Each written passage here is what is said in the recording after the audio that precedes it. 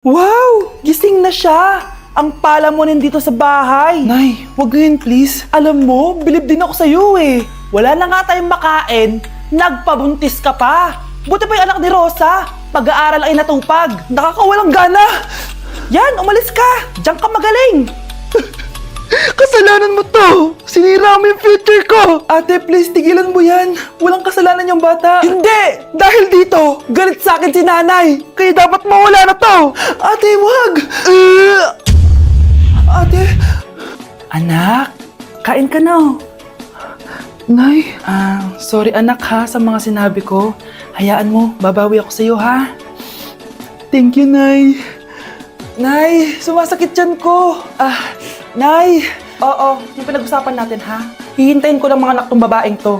Pag nabigay ko na yung bata, ibigay mo na agad yung pera sa akin ha. Palak ibenta ni nanay yung anak ko. O anak, okay ka lang? Walang hiya ka, Nay! Ang sama mo! Akala ko, totoong nagbago ka na. Pera pa rin pala yung nasa utak mo. Abay, bakit? Wala ka nang pakinabang dito. At least yung anak mo, mapapakinabangan ko. Wala ka namang papakain dyan eh. Napakasama mo! Lalayas na ako sa impyernong to! Sige, lumayas ka! Sino tinakot mo? Tignan natin kung saan ka pupulutin. Hello, Bes. Hello, Bes. Kilala mo ba si Edward? Oo, Bes. Siya yung ama ng dinadala ko. Mayaman pala sila, Bes. Gusto kanyang makita kasi gusto niyang panagutan yung baby mo. Talaga? Oo, Bes. Ito na yun, Bes. Bes, hindi mo na kailangan magtiis na nanay mo. Hindi pwedeng anak ko lang ang makikinabang sa yaman ng lalaking yun. Dapat ako din. Wow, Edward. Ang ganda naman ng bahay mo. Simula ngayon, Scarlett. Dito ka natitira, ha? Masanay ka na. Matanong ko lang, bakit pala gusto mo akong panagutan? Eh, di ba iniwan mo na ako? Scarlett, hindi naman talaga kita iniwan. Alam mong, kinailangan ko lang sumama ng matagal sa ibang bansa. Kasama yung mga magulang ko. Ang importante, nandito na ako, Scarlett. Bubuo na tayo ng pamilya. Ang sarap naman pakinggan nun. Oh, Scarlett, bakit? Ang sakit ng tiyan ko. Ha? Teka lang, tatawag ako ng nurse, ha? Diyan ka lang. Edward. Buti na lang dumating ka, tita. Ako, Edward, salamat sa pera, ha? Makakasiguro kang kay Scarlett Lato mapupunta. Bakit nandito yung babaeng yan, ha? Paalisin niyo yan! Ha? Anong nangyayari? Scarlett, anak, di mo ba kilala? Nanay mo ko. Hayaan mo, baka dala lang ng pagbubuntis niya. Tawag lang po ako ng nurse, ha? Scarlett, dyan ka lang, ha? Edward, wag mo ko iwan, please! Wag mo ko iwan dito sa babaeng to! Akala mo ba makakatakas ka sa akin? Binigyan ako ng malaking pera ni Edward, oh. Nakuha ko na yung gusto ko.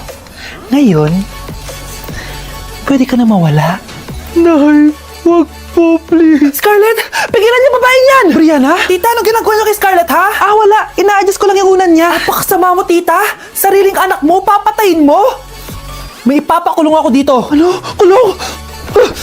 Edward, nakatakas siya. Scarlett, hayaan mo na siya. Hindi ka na niya pwedeng saktan, ha? Paano yung pera? Buti na nakatakas ako. At least may cheque naman ako. Nasaan na yun? Nasaan na yung cheque? Ito, oh. Naiwan niya. Thank you, Edward. Masaya ako para sa inyo, ate. Scarlett, Brianna, hanggat nandito ako, poprotektahan ko kayong dalawa. Wow! Anak, di ako makapaniwalang may pinapatayo na tayong bahay. Nay, deserve natin to. Ang tagal niyo din to pinaghirapan. Ma'am, saan ko po ilalagay itong mga semento? Doon na lang sa gilid, kuya. Sige po, ma'am. Excited na ako matapos tong bahay natin, anak. Saan dito? Hoy, huwag ka pupunta dyan! Grabe nangyari sa kanya. Naman siya. Ba't ang daming tao? Engineer, anong meron? Ma'am, yung isa sa mga trabahador namin, nakuryente tapos natabunan ng semento. Ayun, namatay. Ha? Paano nangyari yun? May nag-utos ata sa kanya na ilagay yung semento sa gilid. Madami live wire dun eh. Ay. Ang problema, ma'am, kung tatanggalin pa namin yung katawan niya sa ilalim ng semento, baka hindi agad matapos tong bahay niyo. Hindi pwedeng hindi matapos agad tong bahay na to. Di bale, babayaran ko na lang yung pamilya nung namatay. Nay, sigurado ka ba? Sige po, ma'am. Sige na, ituloy niyo na yan. Congrats po, ma'am. Natapos din yung bahay niyo. Ang ganda, di ba? Wow, ang ganda. Maraming salamat, engineer. Una na po ako, ma'am. Anak, tara pasok na tayo. Wow, ang ganda ng loob. Nay, hindi talaga ako mapakali na may bangkay dito sa ilalim ng bahay natin. Huwag kang okay, anak. Kasalanan niya naman kung bakit siya namatay eh. Ay, matutulog na lang ako sa bago kong bahay. Wow, ang ganda ng kwarto ko. Ano yun? Kasalanan mo kung bakit ako namatay. Nay! Hi, classmates! Namiss niyo ba ako? Oh, anong meron? Mag-review ka na rin, be. May long quiz daw. Excuse me? Hindi ko kailangan mag-review. Stock knowledge lang. Wow, stock knowledge. Spell mo nga. Watch and learn. Okay, class! Ready na ba kayo sa long quiz? Sana madali lang. Bago tayo magsimula sa exam, isa lang ang rule ko. Bawal mangopya. Are we clear? Opo, Yes ma'am. po. Okay. Okay, let's start. Get one whole sheet of paper. Ma'am, 1 whole po ba? Minus 10 ka na agad. Okay, class. Time's up. Pass your papers. Sana pumasa ako. Nakakalito yung bandang huli. Ano kaya magiging score ko nito? Ikaw, Scarlett. Ako? Feel ko nga bagsak ako eh. Okay, class. Mag-a-announce na ako ng scores, okay? Hello, yun na. Cheska, 12/20. Munti ka na bumagsak. Miguel, 14/20. Pwede na. At Scarlett, perfect! Wow, paano nagawa ni Scarlett yun? Grabe namang stock knowledge yan. Ma'am, may kodigo siya sa kuko niya, oh. Ha? Totoo ba? Scarlett, patingin ang kuko mo.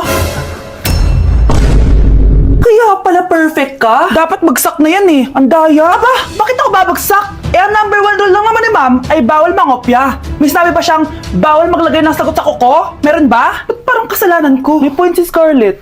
Pointless. Next time, kilalanin yung mga binabangga niyo, ha? Okay, class. Next reporter. Hi, classmates. We are the group 2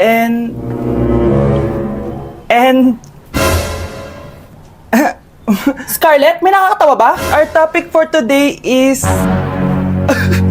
Our topic for Isa pang tawa is zero na kita. Wait lang, ma'am. Saan pupunta yun? Nakakatawa yun, no? Ano, magpapatawa ka pa? Nagre-report ako, di ba? Gusto mo bang maging kwento, be? Joke lang yun, eh. Ang saya ng ginagawa natin, di ba? Subukan mo na magpatawa ulit. Hindi mo magugustuhan yung gagawin ko sa'yo. Nay, sorry. Napagastos ka pa tuloy sa pagpapa-hospital sa akin. Ano ka ba, anak? Nawala na nga sa akin yung kuya mo, di ba? Ayoko namang mawala ka din sa akin. Hello po, good morning. Dok, ano po balita? Makakalabas na po ba si Scarlett bukas? Ma'am, may good news po ako. Pwede na po lumabas si Scarlett bukas. Salamat sa Diyos! Hindi na ako magiging pabayang ina. Ayoko na maulit yung nangyari sa kuya mo. Nay, ano pala nangyari kay kuya? Hindi mo pa nakakwento sa akin yun. Ha? Bata pa yung kuya mo, anak, nung nawala ko siya sa palengke. Mare, magkano tong sitaw? 50 na lang sa'yo, Mare. Ang mahal naman, Mare. Pwedeng 20 na lang to. Mga laruan ba yun? Ang ganda nun na. O siya, sige na, kumare naman kita eh. Ayun yung gusto ko sa'yo eh. Tara na, anak. Anak, anong lugar na to? Nasaan yung batang yun? Nasaan na si nanay? Nay! Anak! Ate, may nakita po kayong bata dito? Ay, wala po akong nakita eh. Nasaan na ba yun? Anak! Simula noon, hindi ko na nakita yung kuya mo, Scarlett. Hanggang sa may pumuntang pulis sa bahay natin. Ang sabi nila, patay na daw siya. Grabe naman yung nangyari kay Kuya Nay. Ang lungkot naman po pala nung nangyari sa kuya ni Scarlett. Sige na po, ma'am. Kailangan ko pa pong bisitahin yung mga ibang pasyente. Sige po, Dok. Salamat po. Anak, ang importante, makakauwi ka na bukas. Opo, Nay. Makakapag-thirst trap na ako ulit.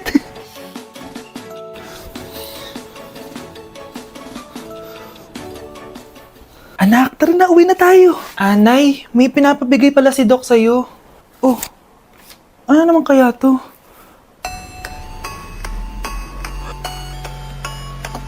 Paano nangyari yun? Doc, bakit ka meron neto, ha? Bakit may picture ka ng nawawala akong anak? Hindi mo ba talaga ako naaalala? Hindi. Sabihin mo sa akin, buhay pa ba ang anak ko? Umalis ka na. Marami pa akong gagawin. Buhay pa ba ang anak ko? Oo! Buhay na buhay ako! Ako ang anak mo na iniwan mo sa palengke dati! Nagtataka ka? Isa na akong trans ngayon. Alam mo, buti na lang may mabait at mayamang pamilyang kumukup sa akin. Kaya maganda yung naging buhay ko. Tingnan mo, naging doktor pa ako. Kaya salamat sa'yo at iniwan mo ko. Anak, hinanap kita. Umasa ako na babalik ka. Hindi na importante yan. Ayaw na kita makita, at hindi na kita kailangan. Kaya umalis ka na! Hello po. Kamusta po yung pasyente? Dok, si nanay naman yung nagkasakit. Kamusta na siya? Okay naman. Sa iba ko na lang siya ipapaasikaso, ha? Anak? Anak, please! Bakit anak tawag mo sa kanya, Nay? Sure ka ba na habang buhay ka magagalit sa nanay mo? Nakita ko results niya kanina. Anytime, pwede siya mawala. Magpapahangin lang ako. Nasaan na sila? Hello, nurse? Nasaan yung pasyente dito sa room 214? Anak? Ako ba hanap mo? Nay, akala ko may masamang nangyari na sa'yo. Anak, hindi na kita iiwan. Good news! False alarm lang pala yung nakita namin results sa nanay mo. Ibig sabihin, magiging okay siya. Salamat naman. Nay, ayoko na mawala ka sa akin, ha? Yay! May ate na ako!